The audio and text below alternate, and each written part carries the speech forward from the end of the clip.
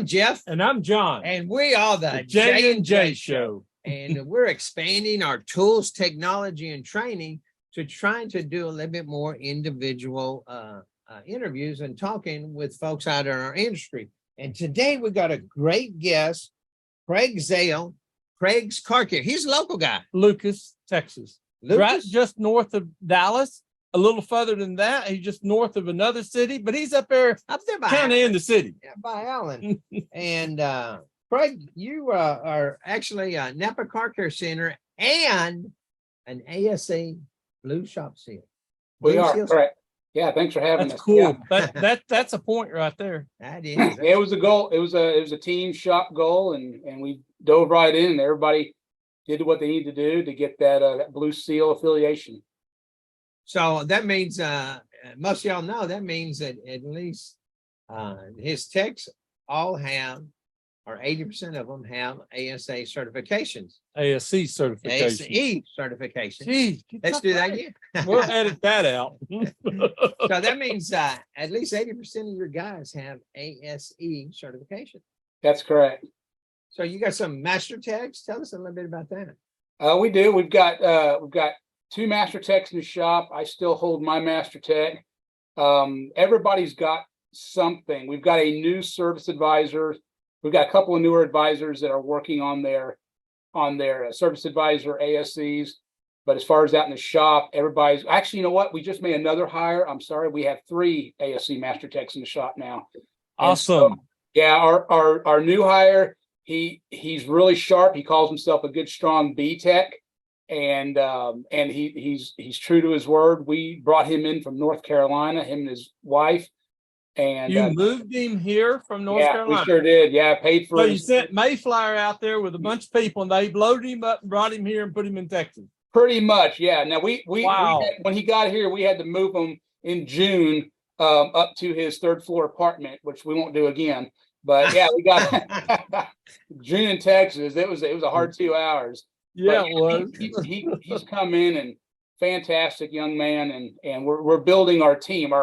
Our guys that have been with us, over a decade, some 2 decades, are starting to age out a little bit. So we're looking for the younger generation to come in out of the technical schools, out of the community colleges to I guess what do we say? Train our own, build our own. So when you move somebody from another state to here, you have an obligation from them, I hope, right? Right, correct. Yeah. And so they've got an obligation to be with you for X number amount of time, and so you can recoup your investment of bringing them here. That's exactly right. You can call it a sign-on bonus, you can call it we'll pay for your move thing. But it's paid out over the course of a negotiated time frame. So like you said, everybody's paying you back. Yeah, he's right. We're paying him back. He gives us all the receipts, and we're giving him back X amount of dollars per month. Oh, so he has to upfront the money to get here. Then you just pay him back. Right. That's correct. Okay. Yeah. Otherwise, there's nothing to keep him from just saying, thanks for getting us here. And that's what went through my head. I was thinking, oh my gosh, that's a lot of money laid on the line right there. If you put the bill. Yeah. I was just saying, everybody has to have open, honest conversations. Anything you don't want to talk about or feels uncomfortable about a new hire, you've got to talk about. Yeah, you do. You just have to sit down and be, whether it's good or bad, you've got to talk about it and get on the table and then go from there. Especially when he's coming 1,500 miles. Yeah, it was a long haul. I thought it was pretty brave of this young couple to do this. Super brave, yes. Well, then Doug Silverstein moved one from Dallas to. Yeah, he took one of his. Yeah, he took one from. So the big thing about Craig's Car Care is you actually been in the business since like 87, and then you opened Craig's Car Care back in 97. And so tell us a little bit about that as far as the transition, because you were a technician and then you went into shop owner, and then you were renting the building, and then in several years later, and probably 4 or 5 years later, then you switched over and basically figured out that you needed to own the building and the property. So tell us a little bit about that and the journey as far as what these ones that are coming into the industry need to look about, or some of these that are kind of stuck and need to kind of figure out that, you know, if you don't own your land, you don't own your building, those guys can push you around, you know, shove you around, make you do things you don't want to do. Yeah. So tell us a little bit about that. Sure. So I got out of a technical school in like 87-ish, and then started working for others, full service gas stations, if I'm dating myself at all. Right. Had a lot of fun, learned a lot, and worked for others now for about 10 years. And then in 96, had the opportunity to get into a building. Actually, it was a rented building from a body shop that had built their own place out front. And so we were doing their work, and that got me started. So I was working there at night while working my last job during the day. And that after about 3 months, that turned into let's go full time. So we spent 10 years in this rented building, and it was a difficult landlord situation. There was no contract, and they wouldn't allow us to get into a contract. So if you're going to go out on your own, don't do that. Get a contract or don't move, or don't do it. So we got the contract, and then they didn't have a problem with telling us, hey, we're not going to update the building. Your rent's slowly going up. They helped us with rent getting started. But as the rent went up, it would have been nice to have the building upgraded, but that didn't happen. So we continued paying for that. So in about 05, Tina, that's, she's the boss. She's my number one.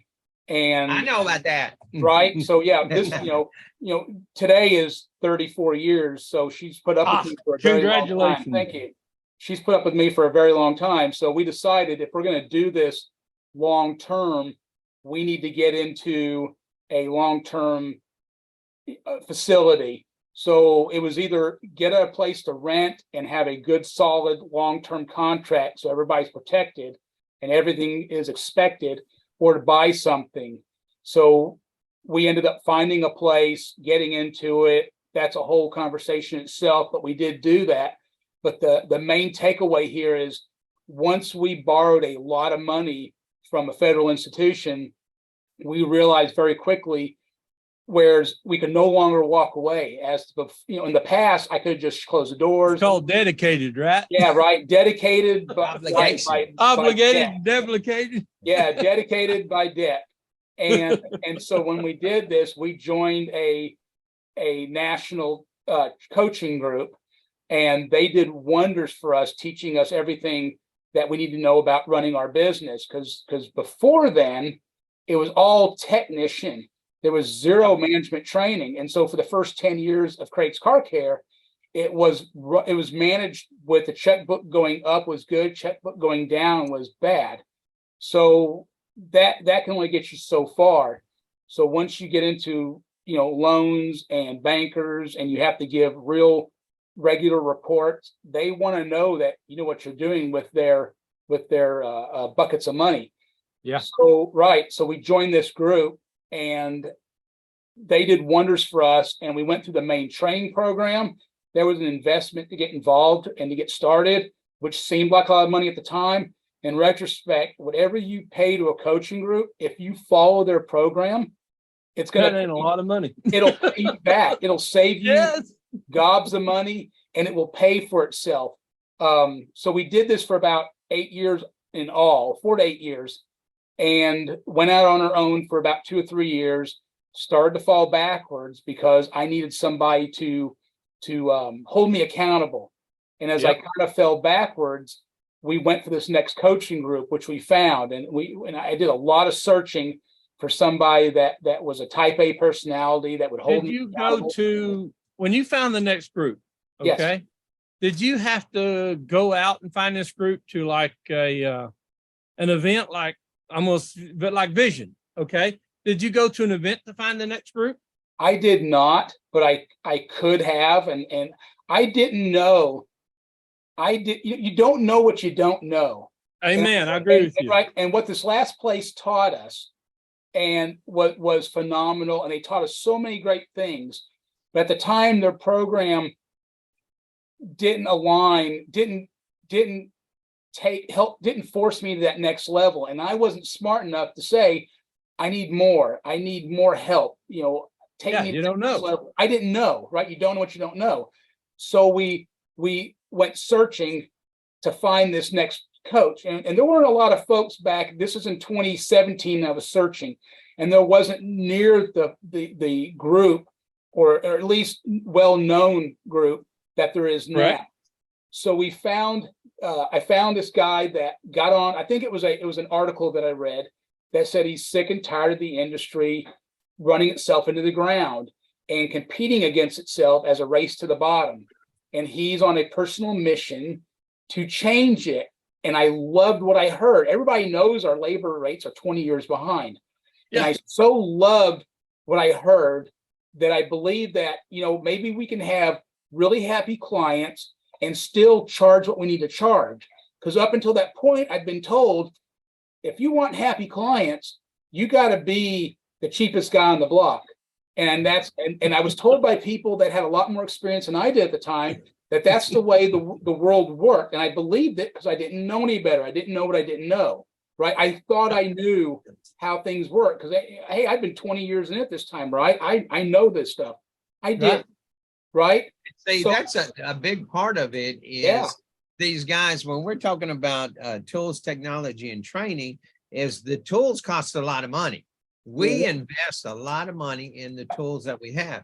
The technology for today's vehicles, folks don't understand how technical it is. And when you try to say, hey, the F-150 has more lines of code, it has more computers and information than the jet plane that they're flying. Yep. And then when we talk about going to the different events and all of this training and going to the coaches, all of that, it takes cha-ching, baby. Cha-ching, yeah. And so if you're not charging enough, then you can't afford you to keep can't up pay for with it. the new vehicle. That's exactly right. And really looking at your sign behind you, tools, we think of tools as the technician's thing, is what they need. And then we think of training as more of the owners and then some of the technicians. But if you really dig into it, when you get to an ownership level, even a manager level, your tools are your training. So those go together all of a sudden. That's you hear your toolbox, right, as a metaphor. So when you get to a place in this industry, right? A good friend of mine named Dan Standards always tells me, yes, Put it in your mental toolbox. Put it in your mental toolbox. Dan's right, up in and it's so Colorado and true. Denver. Right. So once you stop wrenching and busting your fingers and tearing up your hands, you start wrenching in your mind and tearing up your brain, and you need the tools for that. But it's still training. So your training becomes your tools, and your tools become your training. And it took me a long time to grasp that. And I love working in the shop, and I love working on vehicles. I love fixing things, and I need things to be different. I'm as ADD as anybody else in this industry, right? Right. We get bored quickly. We get right. Yeah, I know. Everybody knows it. So when we got into this thing of I had to learn to work on the business, not in the business, I had to start thinking differently. Well, when I found Cecil Bullard with the Institute, it was a one-on-one contract. And we were. We know that guy. We know that guy. Do you know Cecil? Good guy. Oh, yeah. So we're trying to get the Institute up here. put something up on there. We're gonna put it. Because, It's coming. It's happening. It's happening. Good. They're a good one to be affiliated with. They're the real Yes, deal. So right. So when we brought Cecil in, we were profitable, but the culture of the business was terrible. And it's 100% my fault. I was distracted doing other things. I had a manager that was a very good manager that at the time hadn't kept up with the times. And I know he's going to watch this. And he's a good person, very, very smart, one of the smartest people I've ever met. But he had stopped managing, and he had stopped doing other things.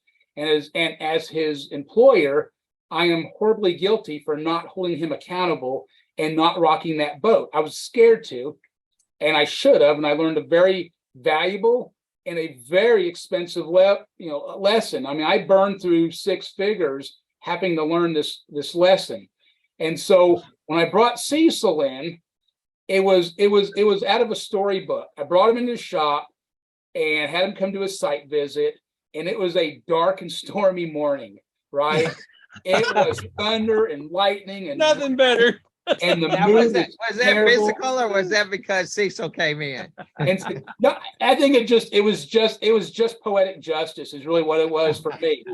And he came in and he asked, if you know Cecil, he asked the questions as direct and straight and in your face as they could ever be asked. And it's funny that most of what he was asking me, I actually knew the answers to, because he'd say, do you know this? And I was like, yeah, I do. He's like, why aren't you doing it? I don't know. Yeah, and the honest answer is I was afraid to rock the boat because I was kind of comfortable not having to be plugged into everything. And Actually, so we probably need to say that a couple of times, is that it's okay for us to be scared, but we still have to do it. Yeah. It's okay Right. for us to not want to yes, and you know what, guys? Yeah, You have we have to do it. We have to be brave enough to ask that stuff. That's the whole conflict thing that we don't want to deal with. Think about it. If you're a technician in a shop, if it comes to each other in the shop, we'll throw stuff at each other. But when it comes to management kind of stuff, we don't want that conflict. We don't want that problem. We'd rather just walk away, cuss it out, and forget about it. But when you get to where you're where the rubber meets the road, you can't ignore it anymore. You have to go with it or it'll eat you alive. And Amen. And so when this happened, it was a big eye opener. We were overstaffed because I was trying to fix poor productivity with sheer numbers of people. And he came in and says, here's what you have to do. And I'd already decided that I'm going to do it. I just couldn't figure out how to pay for this next level of coaching, because it was 50 grand at the time. It was a lot of money. And I was like, man, we're profitable, but we're losing lots of money. You know, as far as what we're spending, we're still taking some money in, but they're not enough to offset each other. But I was like, I'm going to do it. He says, well, I tell you what, if you're committed to do it, here's how you're going to pay for me. I was like, great. Good. How am I going to pay for you? I think we were $115 or $110 at the time an hour. And this is in 2018, beginning of 2018. He says, raise your labor rate $10 an hour, and that'll pay for my service every month. And I was like, yeah, I can't do that. If I raise it $10 an hour, everybody's going to leave us. We'll have no customers. And he says, just try it. If it doesn't work out, put it back where it was. And I thought, well, that's fair enough. So I raised it $10 an hour, and I had a nice little spreadsheet set out to track all the complaints and set it all. I was all prepared for this.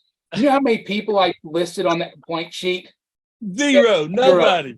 Not a single person. And I was still working the counter some at that point. I was very much in touch with the counter. Well, I did the same thing. Zero. So then we started, as that started going, we're like, okay, we're paying for this. And then we were at like 3 to 5% net at the time. And so we started building some money, and we had to let a lot of people go. I read a book, and I hope we can promote this here, called The Energy Bus. I don't think I have it right here in my set of books. I'm not in the office today. I was going to try and see who wrote it, but it's called The Energy Bus. And it's a short read, big words, you know, on a small set of paper. So it's good for guys like me that don't like to read. And it's a metaphor. It's a storybook. It's made for adults. It's made for owners. And it tells a short story of your business, as the metaphor, is the bus, and you are driving this thing. And John Morton. Thank you. That's John. And so I have the book. I just couldn't remember who wrote it read either. the book. Yeah, read the book. It's silly how this stuff works, and it's stuff we already know. But as far as the training and the tools go, it's training and it's a tool. It's a tool for ownership. So I read the book, and I told the guys, look, here's the book I read. I am your bus driver. here's where we're going. I'm driving the bus to here because where we're at isn't working. I apologize that I drove us here. I messed this thing up. You are miserable because of me. I let this happen. And we let half the staff go. And we ended up letting the manager go. And we started over. Not completely, but we started over as far as our culture. I was like, we're not going to be the cheapest. We're going to have the happiest clients, and we're going to do the best work. I now believe, Amen. right, we can do all these things and be successful. I'm not going to believe anything else anymore other than what I envision things to be. Cecil wrote out a really good business plan, and it took getting over some real fear. I talk to business owners on a regular basis that I either just run into, and this was that was 18, was what, 67 years ago? Yep. Right. I still regularly talk to owners that I either run into and want to hear how did we do things, or we just organically connect, or they come to us and say, how did you do this? And I'll tell them everything that I did, how we did it. Then it was a town of, at that time, the town was about 7,000 or 8,000. Now it's over 10,000. We've got some larger cities next to us in the 80 to 100,000 population that we pull from also. Big cities, 5 miles away, right, that we pull from. And I'll tell them, here's what we do, here's what our labor rate is, here's what our reviews are. And they look me square in the eye and says, you're full of crap. This isn't possible. You can't do this. And so I say, look, I'll tell you what, I'll do what another really great person from the Institute did. I'm not going to mention his name because I don't have his permission. But he opened up his books to me. I said, can I see your management system? He used Napa Tracks. And he gave me his books, his numbers. And it was a similar size shop doing $2 million a year. This is 7 years ago. And I thought, oh my gosh. And I looked at his reviews, and his reviews were way high. I thought, this is amazing. I said, you're being profitable. And I was just looking for a yes or no. He sent me his financials. I don't know this guy, but he was so confident of what he learned with Cecil. And this can be true of any great coaching group. And there's a lot of wonderful coaches out there. And he gave me his books. He was so confident. And I looked at him. I thought, this is really possible. It can happen. So, this whole seeing is believing. So now I pay that forward. Somebody wants to see my books, I'm going to open up my books to you. Amen. You look at it. You can't lie. There's nothing to hide. Right. I got nothing to hide. And our staff knows what we do and what our goals are. And everybody's involved. And it happens. And once I empowered the staff and the team and said, look, here's where we're going. Who's on board? Going back to the book, the metaphor. And these guys and gals said, okay, we're on board. And the ones that said, good luck, it sounds great, but it won't happen. I said, thank you very much. I appreciate you. Let's find you some place to go. If we can't find you a place to go, you just have to leave, right? You don't have to go home, but you can't stay here. Yeah. And so we shifted everything. And it's probably one of the lowest points in my life and one of the scariest points. I mean, I could get emotional enough here today to cry about it, is how bad it was in 2018. And there's shops out there that I talk to regularly that are their bank accounts are almost zero. And we weren't even at that point, but we were headed there rapidly before I somehow got smart enough to throw on the brakes and make a big change. So when I talk to other owners that are literally struggling to make payroll, you think about it as an owner point, not to be able to pay the people you love. How terrible, right? How terrible and horrible that has to be and feel to be in that place. We weren't there, but we were in a bad spot. I was ready to lock the doors and walk away. And it was 100% my fault. It wasn't the customers, which we now call client. Look up the definition between client and customer, and then make your decision from there. And it wasn't the employees. Honestly, we had some people that were slacking and not doing their job, but as an owner, it was my fault. I had no problem taking that responsibility. I just hadn't done anything with it. So I love how you go there. It was my fault, and I approach all that the same way. If an employee messes up, it's not the employee's fault. It's my fault because I didn't train them. I didn't supply something. I didn't do something to help that employee. I love where you went with that. That was good. Because at the end of the day, you're the one signing the check. I'm on the line. Well, Tina signs the checks, but I finished reading the book a couple weeks ago. called stream ownership. And Yeah, we're just yeah. right down that alley. And I really like that. That was powerful. Yeah, So that was in 2018, and you're going through all this, and you're making these decisions. Yes. And what happens in the next couple of years is COVID hits. Yeah, I'm glad you asked. If we decided that we could no longer do, we had like 7 people in the shop, 10 bays. We decided that we couldn't do 100+ cars a week anymore and give our clients the attention they needed. We couldn't inspect their vehicles thoroughly, right? Because we took our 4 or 5 page mission statement, vision, core values, and customer promise or client promise and made it 1 page, right? We simplified the whole thing. And it says to the effect of, we're going to properly maintain and repair our clients' vehicles in the most affordable way possible. And so with that 1 page set that has our mission statement, core values, and vision on there, and our client promise on there, that's our Bible. Everything we do goes on 1 page. It's cornered off of that. That's what centers us. And it seems so simple to say it. And it's so basic, but it's so true. And the most important thing is, all these years later, I'm telling you, it works. And yes. So when we did that, we figured out we can't have 7 or 8 people or even 9 people and do 100-something cars a week. We can't have AROs of 350 or 400 or even 500 and be effective with our clients. We can't Nope. go to that next level if we're not doing that. Well, we have to fix labor rates. We have to fix the things we offer. We have to pay our people a real living wage where they can grow and be prosperous.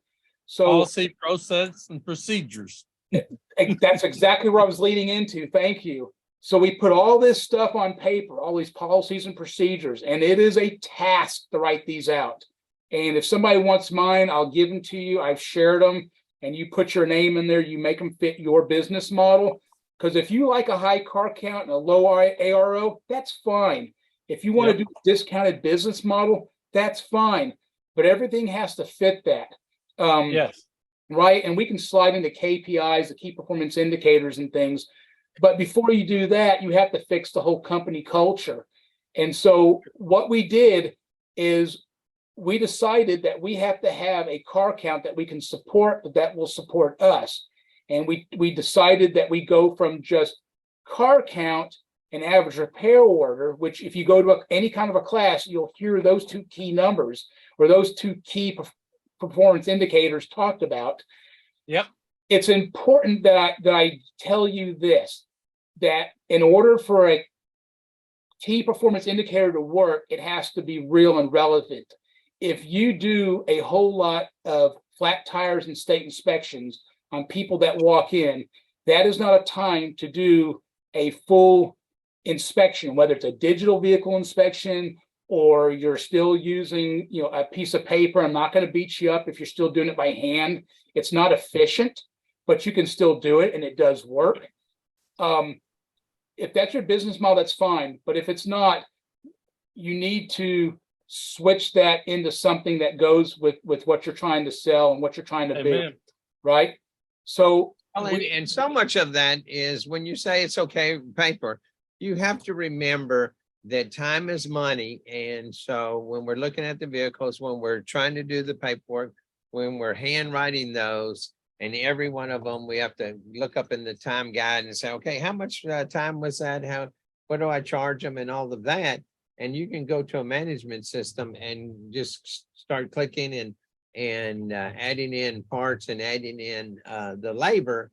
All of a sudden, when you're saving time, that's like having that vehicle sitting over there in that bay, not doing nothing. That's cha-ching, baby. Ooh, yeah. It pays. Whatever the thing cost, whatever the management system cost you, it'll pay for itself. And I think In a heartbeat. Yeah, the hardest part about it is having the courage to learn how to use something new. It's difficult. Yeah. Lead your teams into doing it. Get into a digital inspection if you can work that in. Yep, technology. Yep. So it sounds like, Craig, that you stay up to advance on all the technology that comes out. It sounds like you're just like You're right there. Just as soon as they change something, I'm Johnny on the spot. I'm right there with it. How do you stay there? How do you stay informed? So, right. So we're watching the J&J Show. We're watching, right? There's your plug. I love that. So, right. So we're using the internet more than we ever have before. We're going to these shows across the country more than we ever have before. We're getting out of our comfort zone. We're not letting our people dictate how we grow. We're telling them what we want to grow, what we want to be. We decide as a group, what do we want to be? If you don't want to be what the team decides, that's fine. You just can't be here. But our vision says we're going to be the best out there. You cannot be the best if you don't keep up. And That's anybody right. that's turning a wrench or talking to a client now knows that not only is the industry growing, but it's perpetually, it's moving at an ever increased pace, right? It's not just doing this slow uptick, it's doing this. Yeah, it's climbing fast. It's exponential. It really is. So when we decided we need to move stuff up and start speeding up, I had an epiphany one day that I thought, I'm steering everything that's happening. I'm still the bus driver. I'm driving this bus. And I've got people around me that seem like they're waiting on me. I started noticing people say, what about this? Or what about that? I was like, yeah, it's a good idea. We'll get there. I'm not ready to go there. Wait, I said, we're not ready to go there. What I should have been saying is, I'm not ready to go there. Because in my mind, I wasn't prepared. All right. I wasn't at the level yet that I could go up. And I had a thought one day that I thought, my God, why am I holding these guys back? And when it really hit me is when we were talking about a goal. And I was having a meeting with what at the time was called our management team. It was just the guy that I had being a manager that we were training, and the guy that we were teaching to be a shop foreman, and myself and Tina, who's my wife, and she's everything HR.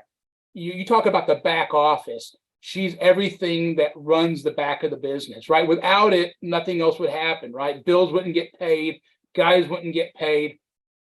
She's as important as anybody else in the business. And so we're sitting there having this meeting, and I thought, my gosh, if we could do another 100,000, 200,000 next year, this would be great. This would be amazing. So instead of this much per week, I want to do 5,000 more per week, because that's as much as I dare ask of these guys, because I don't want them to think that I'm making them do more work.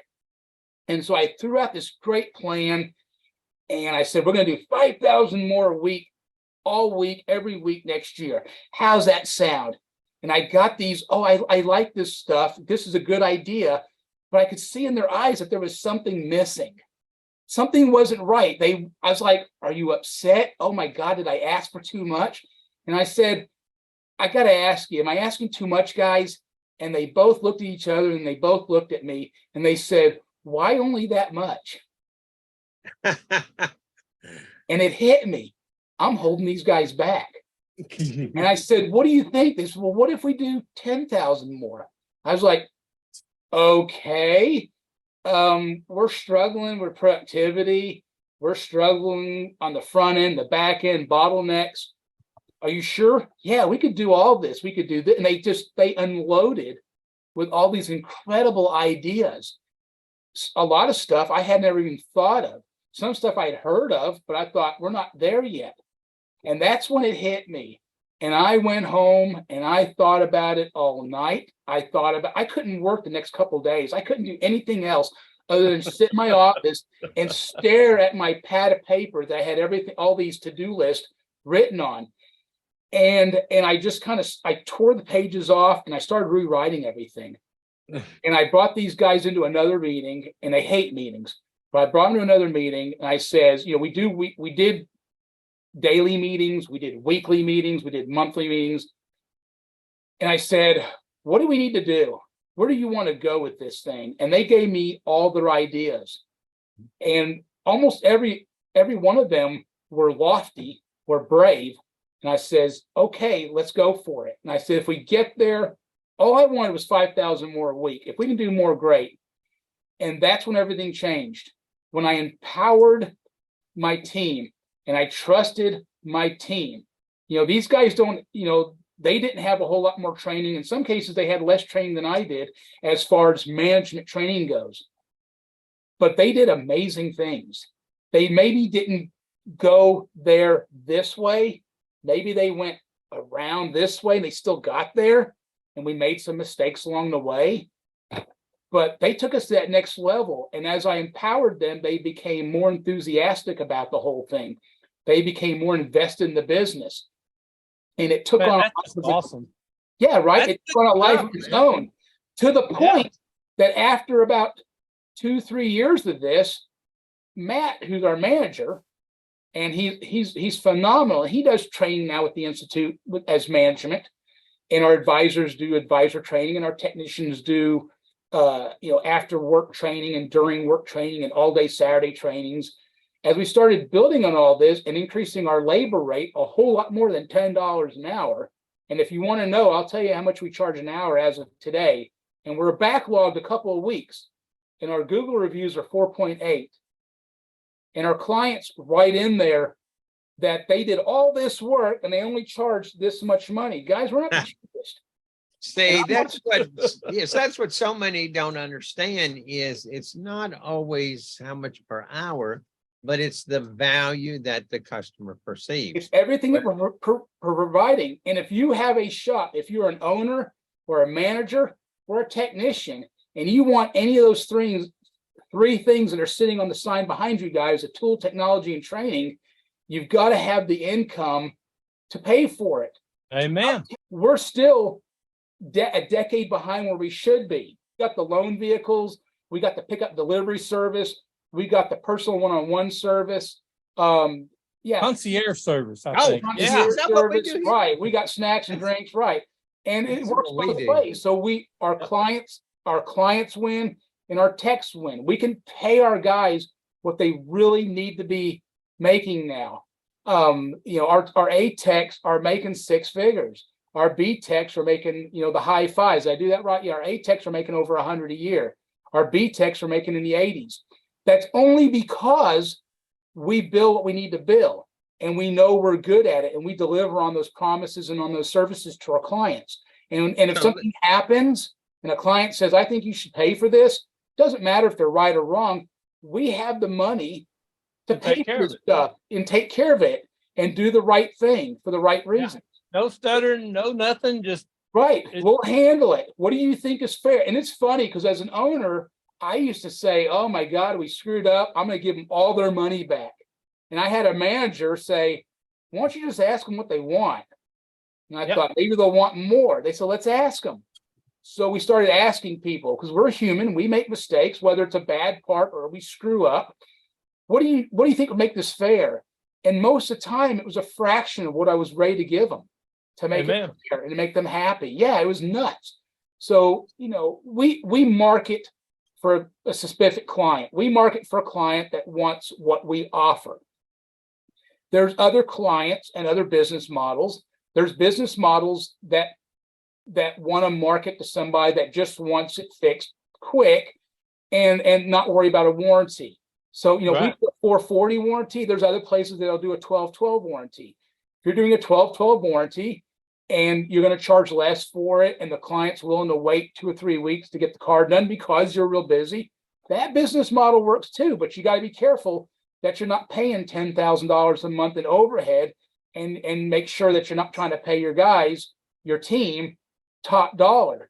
Number one is you're a Napa Car Care Center. So kind of explain, because a lot of shops out there don't really understand that being part of a Napa or O'Reilly's or whoever, an affiliation, whatever, they don't understand that all of a sudden you're not the single shop out on an island. Now, when that customer travels, that customer has support. And so explain a little bit about that. And then the last thing, when we talk about all these events and stuff, there's one coming up in September called Mars. And you actually, because you've been with Cecil for so long and stuff, and you've been to that before. Tell us just a little bit about that. Well, if you want to go do you want to start with the Mars event, or do you want to start with? Yeah, either one. Two questions. So, right. So the affiliation part of it, the past shops I had worked in were Napa Auto Care centers. So that's how I found the Napa Auto Care system. So that was a natural transition to us. We started in 96 on our own. In 97, we went with Napa Auto Care, and we were 3 towns away from our closest servicing store. So it was a hard sell to become an auto care center, just from the logistics of getting us any deliveries. We actually had to go and get our stuff at first because we weren't doing enough business to justify them bringing parts out. I get it. It's fair.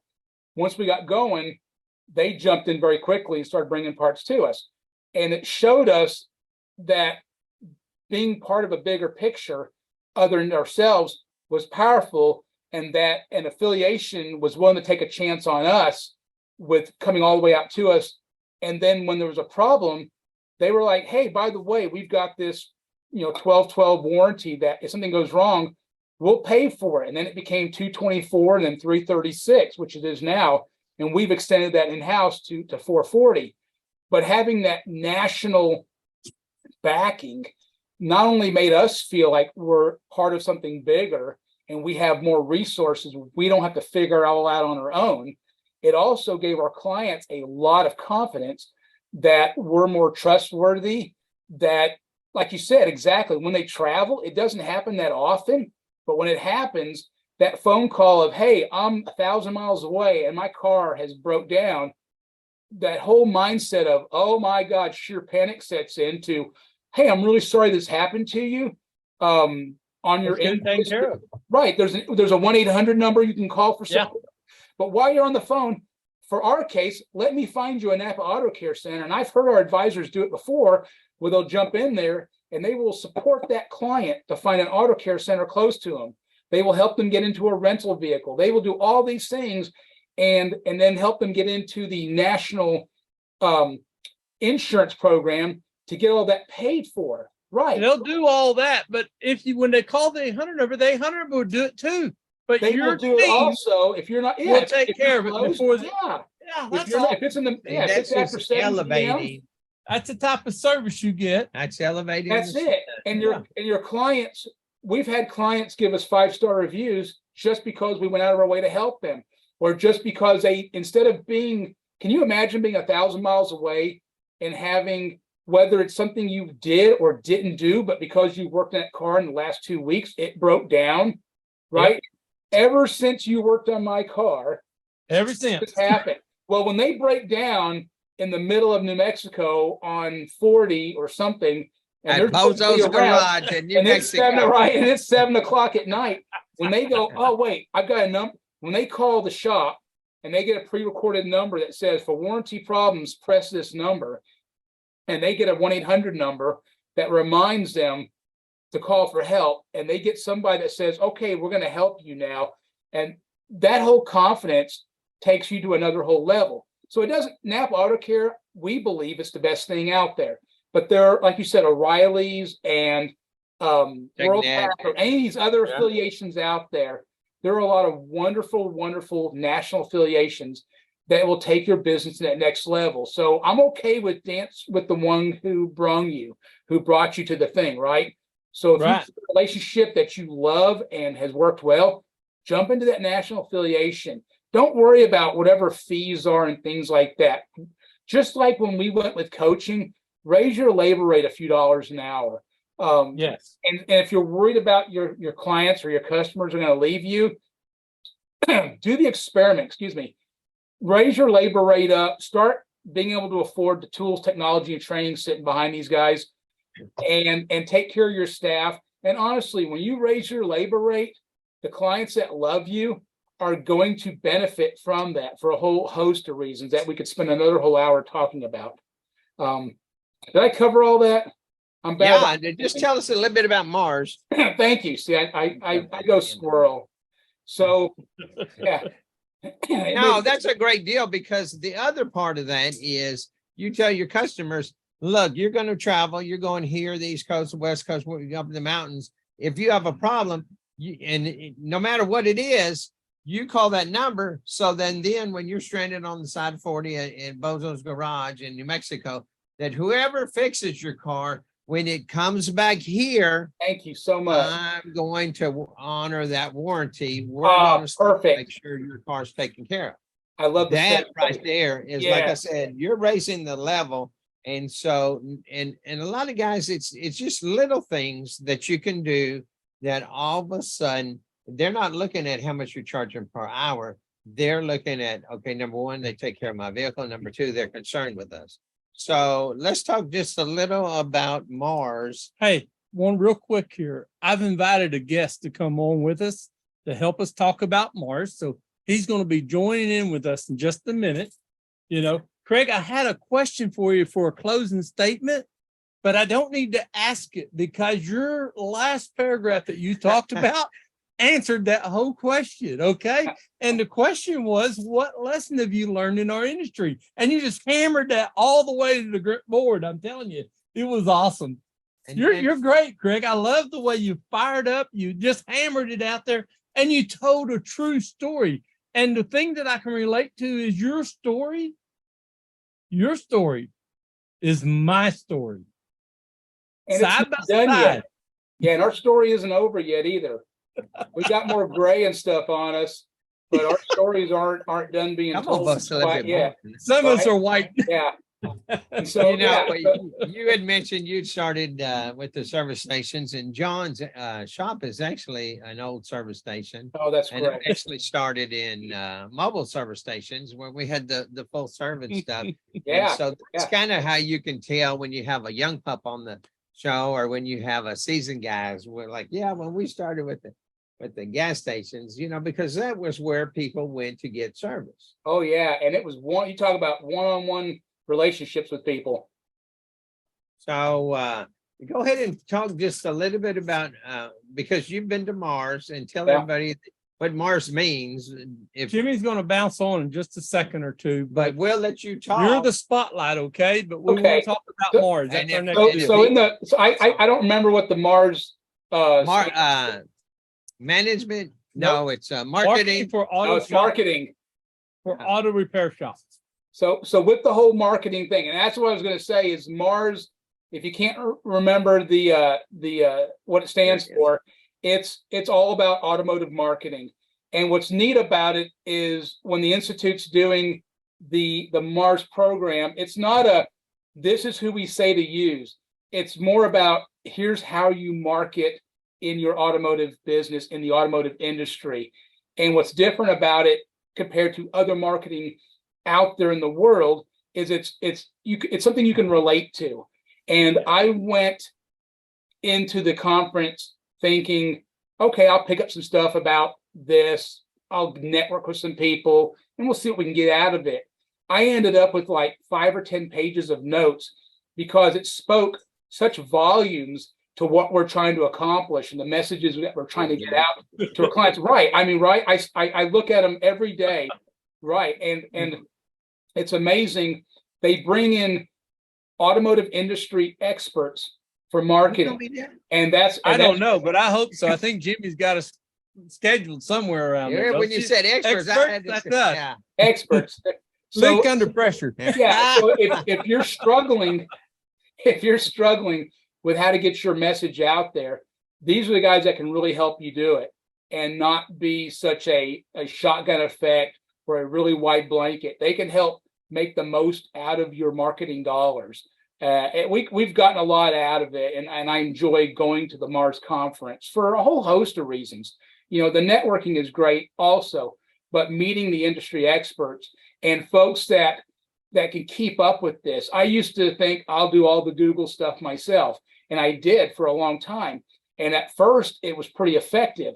But what I rapidly found out is I'd go back a week or a month later and go, it's not working anymore. What happened? And I'd re-Google as best as I could and try and understand what they were saying.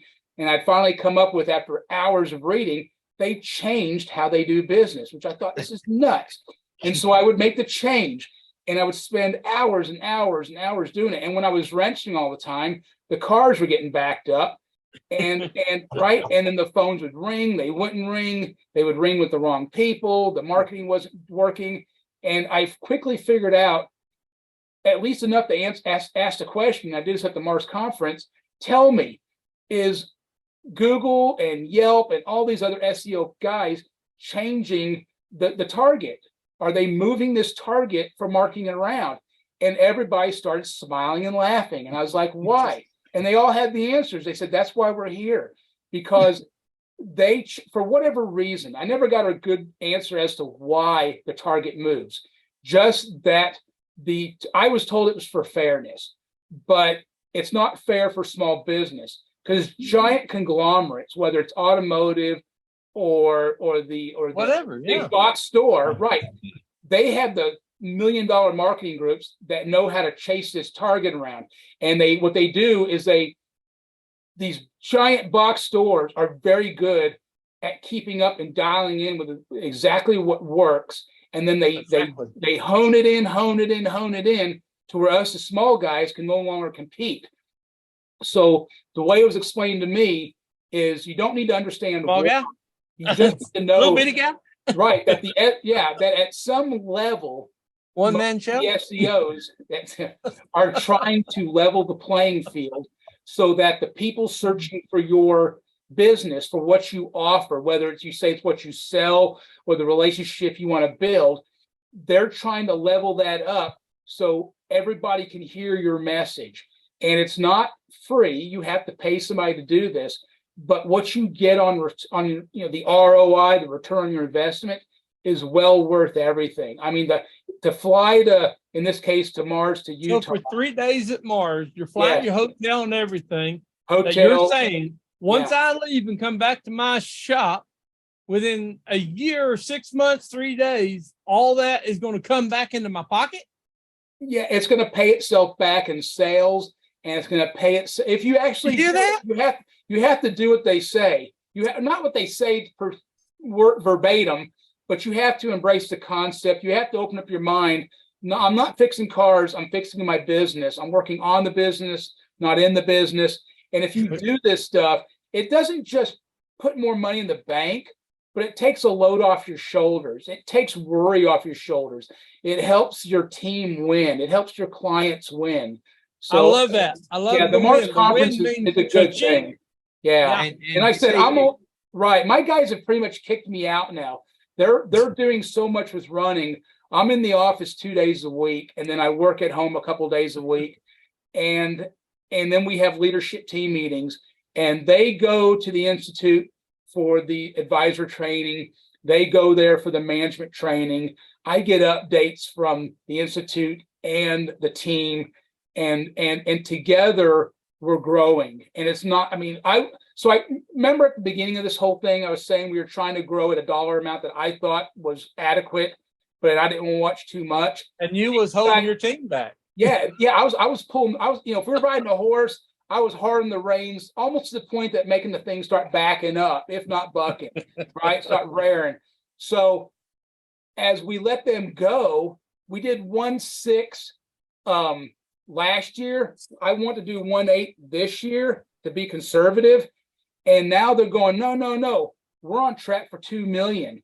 And so instead of an 11% increase, we're going to a 20% increase. And it wasn't just one thing.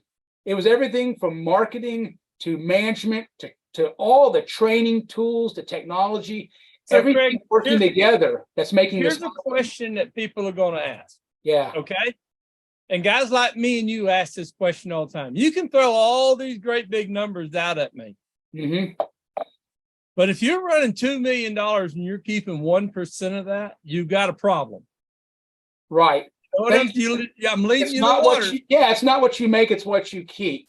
And that's that's got to be a whole nother meeting here. We're scheduling you back for that. About the KPIs, the key performance indicators.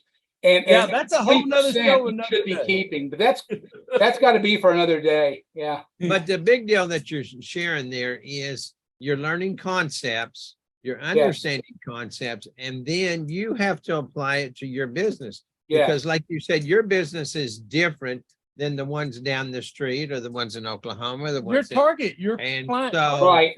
We're not competing with each other, guys. Yeah, we are not. If I don't care if our shops are back to back and we have shops right behind us and we talk regularly and we are friends, our business models are very, very different. And it's okay because we support each other, we lift each other up, and we make the industry better as we work together. So you're right. We're not competing against each other. And like you said, it's not about what you make, it's about what you keep. And what you keep is how you take care of the people that you love, whether it's the people that are working for you or your clients. We love our clients. We have clients that come to us with not only their children, but now we have them coming to us with their grandchildren that are driving. And that's awesome. Right. And it's not because we're cheap. It's because we care. We want the relationship. And there's a balance to everything, and it all works. The whole work-life balance thing that happens now, it's all there. It's all possible, but it starts with you believing. So, Craig, we sure do appreciate everything that you shared. And don't leave. We're not done, but I won't. I'll hang out. I love listening to Jimmy talk. Yeah, because we're talking about Mars. We got Jimmy on here now. And Jimmy, tell us a little bit more about, and keep it under 5 minutes, on when Mars is and who some of the industry experts along with us that's going to be up there. It's a spaceship coming in right there for Jimmy. Yeah, we're going to be flying over there. We're going to fly in. It's going to be amazing. I know Star Wars never went to Mars, but that's okay. Mars is going to be awesome. It really, really is. This is going to be the best marketing conference that you will have ever been to in your entire life. I echo exactly what Craig has said. This is an amazing conference. We've got Brian and Kim Walker coming to talk about adjusting your marketing for those recessions, for those downtimes. We've got Phil Jackson from Pit Crew Marketing, Pit Crew Co-op, coming in to talk about the referral program. Now is the time to start implementing a referral. Wrong word. No. Retention. Loyalty program. Because now is the time to implement this, because next year, Q3 of next year, when things do slow down, because you just watch it, it's going to be happening. You don't want that coming down. You want those retention coming back over and over and over again. Dan Vance is coming from Advanced Local, talking about your website and making sure it is AI ready, artificial intelligence ready, computer learning ready. Are you ready to answer that call? Justin and Gabe from Cinch talking about not only are they a CRM program, this is also a predictive indicator that helps you to understand when it is that your customer is ready to buy. Absolutely amazing. Lex Tingy from the Institute. She'll be getting up to talking about planning for success and your marketing strategy. Cinching it all off here at the very top at the very end is Jamie Schulner talking about social media strategies and how to make sure that you are the best on your social media.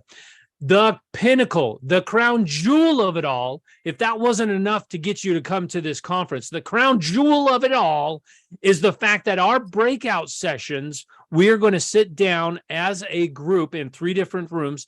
And as a group, we are going to plan out next year's marketing. You go home with a full year marketing plan, ready to go. That's oh my gosh. Awesome. That's worth it right there. On a 3-day weekend. Boom, baby. Let's go. No more. I love that. What more could you ask for? Well, that's a great way to finish up this episode of the J&J Show with Craig Zale, Craig's Car Care on the north side of Lucas, of Dallas, Fort Worth area there, up past Allen. So if you're in the area, you're looking for a shop up there. And then, of course, we get the shops in Fort Worth. We get the shop down here. We got shops all over Dallas, Fort Worth. We got you covered. But Craig, we appreciate so much you taking time and all the stuff that you shared with these guys. Oh, and, what a load of information. We'll have this posted on their YouTube channel, and we'll put a link so people can reach out to you.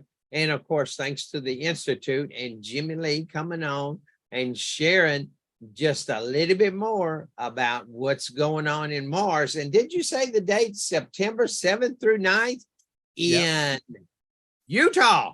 In Ogden, Utah. Yeah, go ahead. Just fly right into Salt Lake. you take an Uber right up to the Institute. It's like a 45-minute drive with the Uber. We'll have plenty of cars there to hustle people around. So yeah, come on over. It's going to be great. So all of us down here in Texas that ain't used to looking out and seeing mountains out there. Right. That's the big deal, isn't it, Craig? Yeah, it is. It's a beautiful place. We're going to show you what real mountains look like, Yeah. not the Oh, overpass. you're taking us to Switzerland? You'll feel like it. You'll feel like it. All This right. is awesome. This is a great show today, guys. I really appreciate y'all coming on. Thanks for having As us. always, we appreciate y'all watching. Bless y'all. Bye-bye.